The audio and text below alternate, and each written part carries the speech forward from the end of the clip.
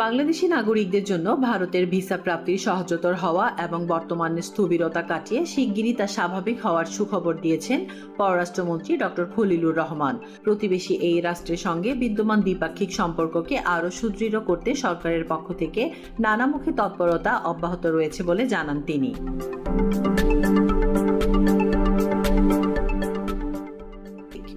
মঙ্গলবার ২৮ এপ্রিল জাতীয় সংসদে কিশোরগঞ্জ ৫ আসনের সংসদ সদস্য শেখ মুজিবুর ইকবালের লিখিত প্রশ্নের জবাবে সরকারের এমন অবস্থান ও আশাবাদের কথা জানান পররাষ্ট্রমন্ত্রী। প্রশ্নোত্তর পর্ব টেবিলে উত্থাপিত হয়। অধিবেশনে সভাপতিত্ব করেন স্পিকার হাফিজ উদ্দিন আহমেদ। পররাষ্ট্রমন্ত্রী জানান, ভারত সহ দক্ষিণ এশিয়ার প্রতিবেশী দেশগুলোর সঙ্গে বাংলাদেশের বর্তমান সম্পর্ক সৌহার্দ্য ও বন্ধুত্ব ও সংহতির উপর দাঁড়িয়ে আছে।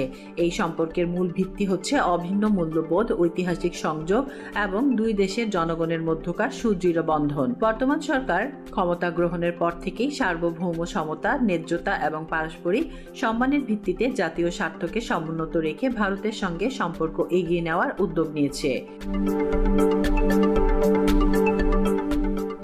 ভিসা সংক্রান্ত জটিলতা নিরসনের বিষয়ে ডক্টর খলিলুর রহমান সংসদকে অবহিত করে জানান, ভারতের সঙ্গে ভিসা প্রক্রিয়া সহজতর করতে সরকার ইতিমধ্যেই কার্যকর পদক্ষেপ গ্রহণ করেছে।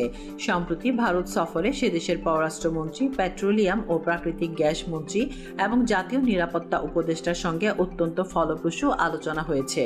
ওই বৈঠকগুলোতে বাংলাদেশি নাগরিকের জন্য ভ্রমণ ও ব্যবসায়িক ভিসার প্রক্রিয়া পুনরায় স্বাভাবিক করার বিষয়ে জোরালো আহ্বান জানানো হয়েছে।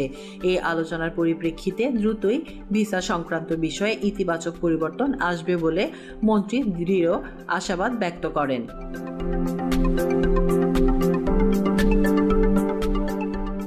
তাসলিমা আক্তার শিমু, আজাদীর খবর।